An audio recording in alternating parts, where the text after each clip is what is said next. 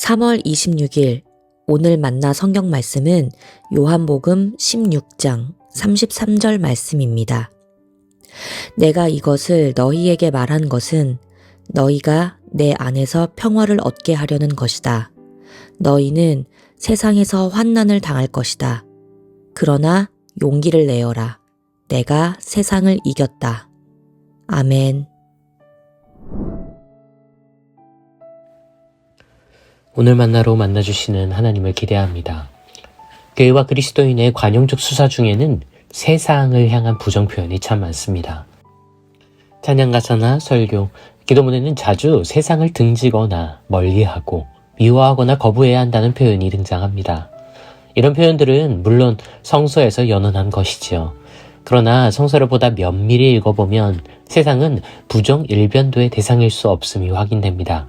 그리고 이 세상에 대한 양가적 태도가 가장 격렬하게 드러나는 책 중 하나가 바로 우리가 읽고 있는 이 요한복음입니다. 요한복음은 곳곳에서 세상을 하나님과 대립항으로 묘사합니다. 세상과의 이 갈등은 다소 일방적인 면이 있습니다. 다시 말해 세상이 하나님과 그분의 사람들을 미워하는 것이 이 갈등의 주요한 원인이자 중핵입니다. 세상은 예수와 그분의 나라를 모를 뿐만 아니라 알려고 노력하지 않으며 이와 반대로 예수를 통해 이를 경험하고 있는 제자와 교회 공동체는 그래서 세상에 귀속되지 않습니다. 결국 이 간극은 어려움과 고난으로 이어지는데 오늘 우리가 읽은 것처럼 세상은 그리스도의 사람들을 박해합니다. 이 기록들만 보면 교회와 세상은 불화할 수밖에 없는 것만 같지요. 하지만 바로 반대 방향에서 반전이 일어납니다. 세상은 하나님과 예수 그리고 그분의 사람들을 미워합니다. 하지만 하나님과 예수는 세상을 전혀 달리 보시지요. 세상은 하나님을 미워할지언정 하나님은 세상을 사랑하신다고 요한복음은 천명합니다. 요한복음 신학의 정수가 담긴 1장은 세상이 곧 말씀이신 그리스도로 이루어졌음을 찬란하게 선언하며 시작합니다. 어미가 낳은 자녀를 미워할 수 없는 것처럼 하나님과 그분의 일치한 로고스 그리스도는 세상을 미워할 수 없습니다.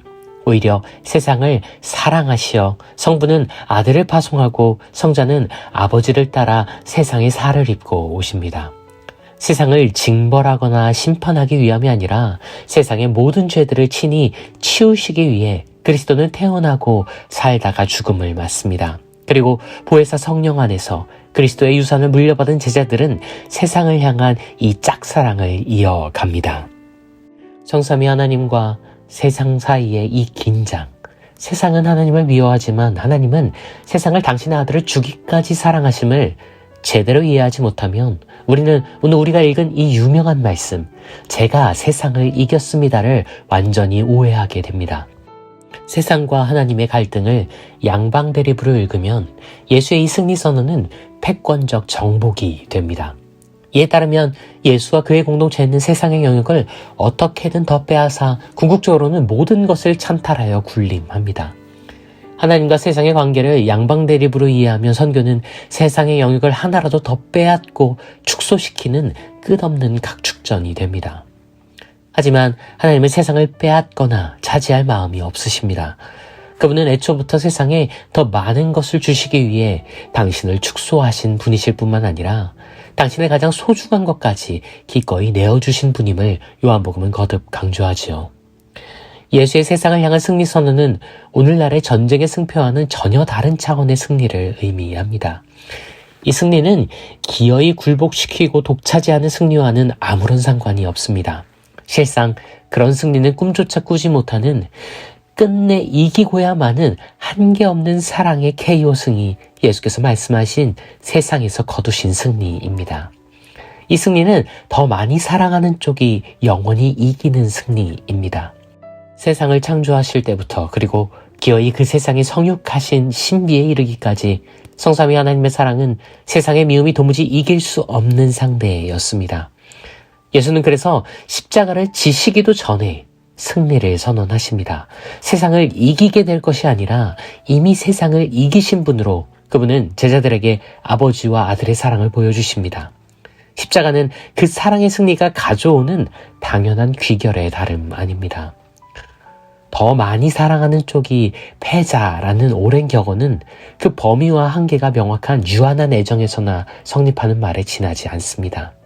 사랑이 너무 크면 그 사랑이 우주보다 더 큰 것을 넘어 우주를 존재케 한 근본 원인일 정도로 크다면 그런 사랑은 결코 지지 않습니다.